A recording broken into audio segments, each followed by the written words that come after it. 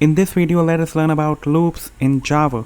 Now, loop is a feature of programming language that helps you to repeat a piece of code a number of times. So if you want to iterate a part of code multiple times, then you should consider using loops. Now we can iterate a certain part of code multiple times conditionally as well as unconditionally. Suppose we have a print statement that prints Java tutorials to the terminal, and we want to repeat this print statement 7 times. One way would be to manually write the print statement 7 times like this.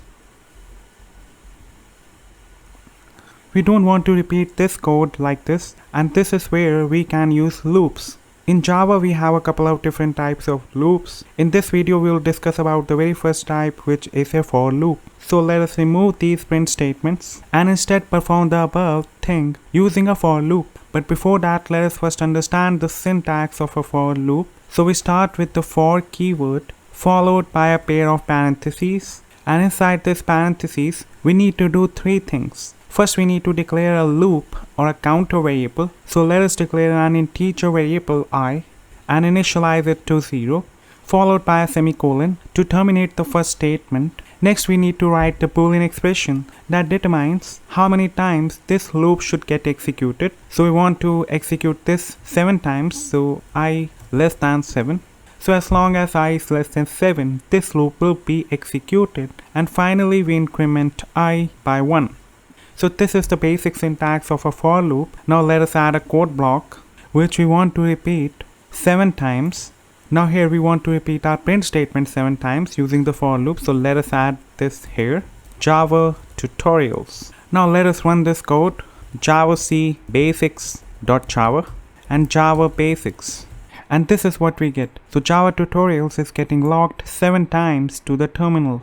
Now let us understand step by step how this for loop gets executed. Now when Java sees this for loop, first it will execute this statement. So here we are initializing I to 0. Then Java evaluates this Boolean expression, or you can say a condition. If this condition comes out to be true, then the body of the for loop gets executed, which is this print statement.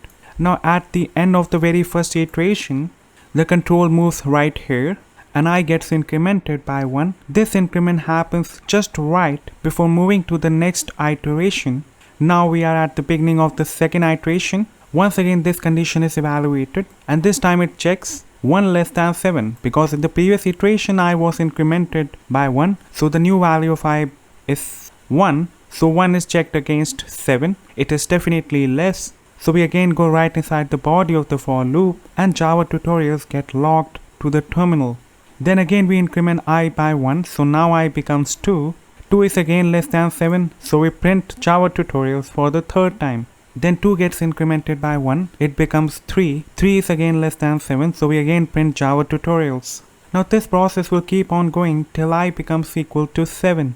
Now when I becomes equal to 7, we check whether I is less than 7, that is 7 less than 7, which is false. So this time we don't execute the body of the for loop and immediately come out of the for loop to execute the next statement in line with this for loop.